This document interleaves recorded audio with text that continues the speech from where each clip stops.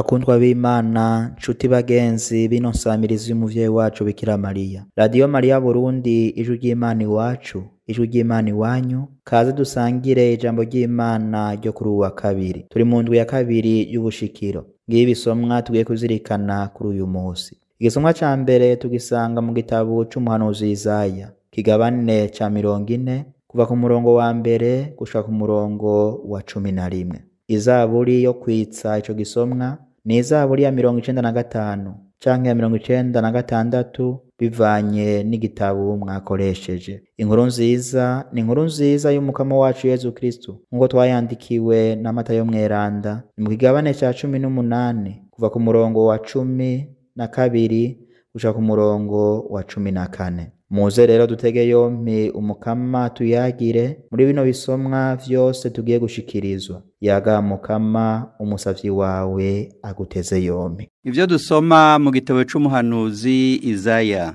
Imana yanyu yavuze iti: Horahoze, horahoze igihugu canje, nimusubirize umutima mu nda Abanyeruzalemu. Babwire muti, akazi kanyu kararangiye, igicumuro canyu cishuwe. Umukama yarabahanye ikirenga kabiri ku bicumuro vyanyu.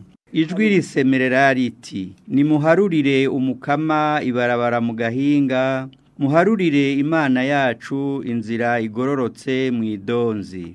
Umubande wose ufurirwe, umusozi n'umutumba wose uringanizwe, ahari manga hose hongere hasase, naho ahaduga nk'uruti rw'icumu haringanizwe. Niho ubunazwa bw'umukama buzokwibonekeza, kandi ntawe uzosigara atabubonye, kuko umukama yarivumereye. Ijwi rivuga riti: semerera. Nanje nkishura nti: nsemerera iki? Zina muntu wese ameze nk'icatsi, ubundi nahazwa bwiwe bwose bumeze nk'ishurwe ry'icatsi.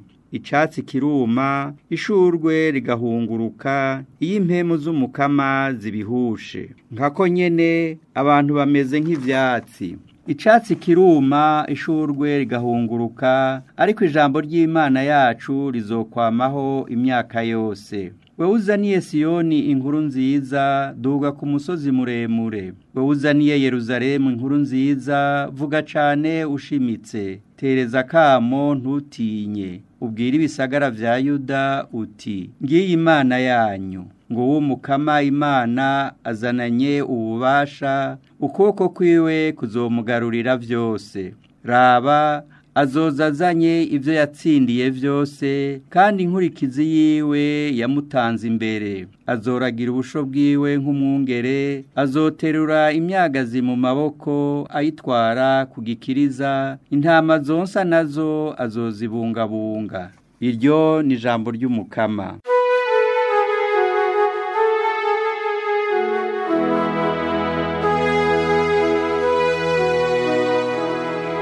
Nguyu mukama Imana azozanana ububasha. Nguyu mukama Imana azozanana ububasha. Vyinira umukama kavino gashasha, nawe si yuvu kagera vyinira umukama, vyinira umukama izina ryiwe rihezagirwe.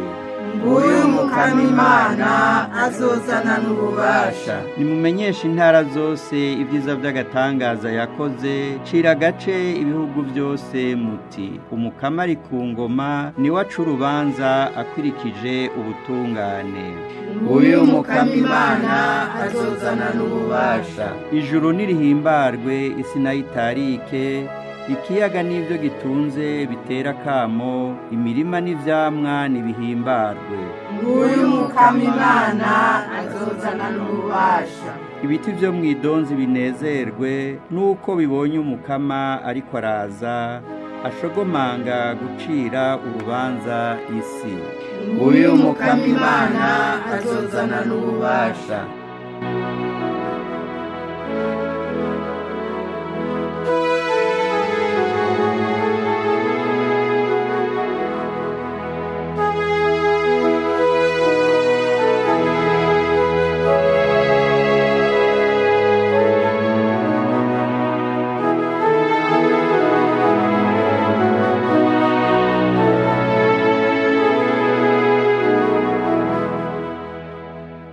Iyo dusoma mu nkuru nziza y'umukama wacu Yezu Kristo nk'uko twayandikiwe na Matayo mweranda, muri irya minsi Yezu yabwiye abigishwa biwe ati, mbwira namwe, nk'umuntu afise intama 100, imwe muri zo igatakara, ntaca arekera ku musozi zimwe 99 akaja kurondera iyatakaye, agize Imana akayitora, nivy'ukuri ndababariye izomutera akanyamuneza kuruta zimwe 99 zitari zatakaye. Uko niko bidashimwa na so wanyu wo mw'ijuru ko kamwe muri utwo twana gatakara.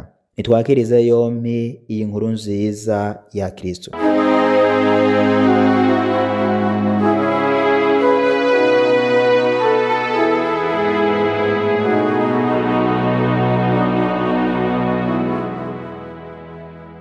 Bakunzi b'Imana, igisomwa ca mbere duhejeje gutega amatwi catanguriye ku majambo ahambaye, amajambo avyura muri twebwe umwizero, aho mbere womenga inzira zose z'urukiza zirazibiye, kandi aho womenga inguvu zose za muntu zananiwe, aho twovuga ko umuntu ageze muri nankana, hamwe agira ati nahimana gusa. Ni muri ico gihe nyene umukama Imana yiyizira azanye ubutumwa bukomeye, ubutumwa igihugu ca Yerusalemu cari gikeneye, ubutumwa abarundi b'iki gihe dukeneye, eka mbere isi yose ikeneye, cane cane muri kino gihe ceranda c'ubushikiro turimwo. Ubwo butumwa nta handi bushingiye atari ku majambo meranda yatanguye ico gisomwa ca mbere ati, Imana yanyu yavuze iti, horahoze horahoze igihugu canje. Ayo majambo araremesha, arasubiza ubuzima,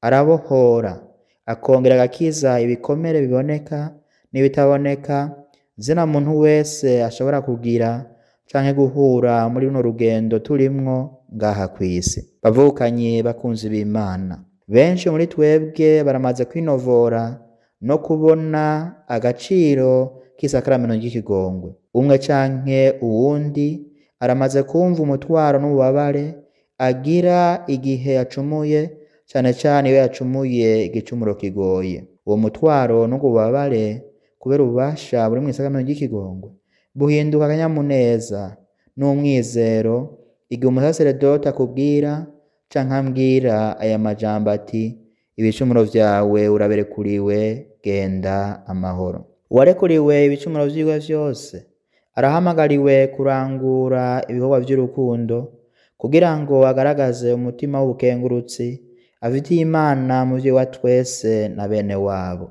Ntahamagariwe korera amaboko, ahubwo nyabuna muri kino gihe c'ubushikiro ahamagariwe kurangura no gukora ivyo umuhanuzi Isaya yaduhamagariye, gutegura inzira y'umukama, ariko gutegura imitima yacu, guharurira Imana yacu inzira igororoza. Ivyo rero ntitwobikora kugira ngo dushimwe canke dukomegwe amashi n'abantu, ariko kugira ngo dushinge intahe imbere y'abantu ko Imana ari rukundo, kugira ngo ubunazwa bwayo bwibonekeze ku buryo atanumwe asigara atabubonye. Bakunzi b'Imana, ni muri kwa kumviriza ijambo ry'Imana tudasamara no mu kurizirikana ijoro n'umutaga, uwa Kristo wese ashobora kuyihweza ububasha bw'umukama n'intege nke za muntu we agereranywa n'icatsi canke ishugwe. Ivyo vyose ntivyaremewe guhoraho.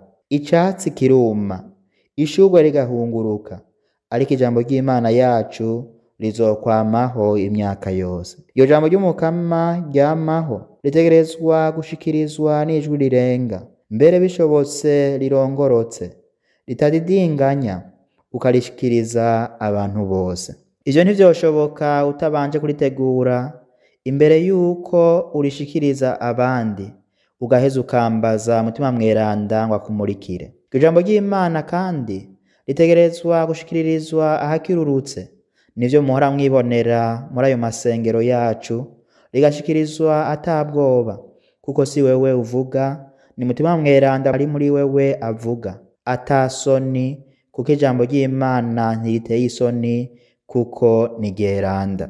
Ni muri uko gushikiriza ijambo ry'Imana, kuryumviriza no kuryakira, dushobora kwishura tudakekeranya ku kibazo Yezu atubaza agomba kumenya inyifato y'umuntu yoba afise intama 100 imwe muri zo igatakara. Ndazi ko bamwe muri twebwe kubera ubunebwe dusanganywe twovuga tuti nzogumya izo 99 ziramaze. Abandi nabo bati nakaramatongo yaraze sinari mfise aho noziragira. Abandi nabo bati ubuzima bwarazimvye. Abandi nabo bati yihongotse ari imwe ntibuza izindi kurisha, kugira ngo turonke icitwazo cyo guheberera iyo yatakaye mu gahinga. Bavukanye bakunzi b'Imana, izo nyifato canke izo mvugo abozigira canke abozikoresha zoba zitandukanye n'imvugo hamwe n'inyifato ya Yezu umwungere mwiza, we yarekera ku musozi zimwe 99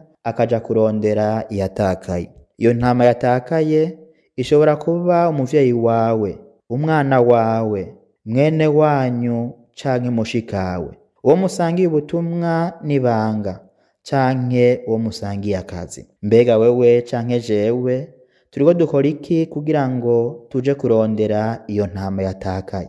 Yezu ati mwene wanyu agucumuyeko genda umuhanure muri umwe n'umwe, aramutse akumviye uzoba umurokoye, atakumviye jana n'uwundi umwe canke babiri, kugira ngo ikivuzwe cose cemezwe n'ivyabona 2 canke 3.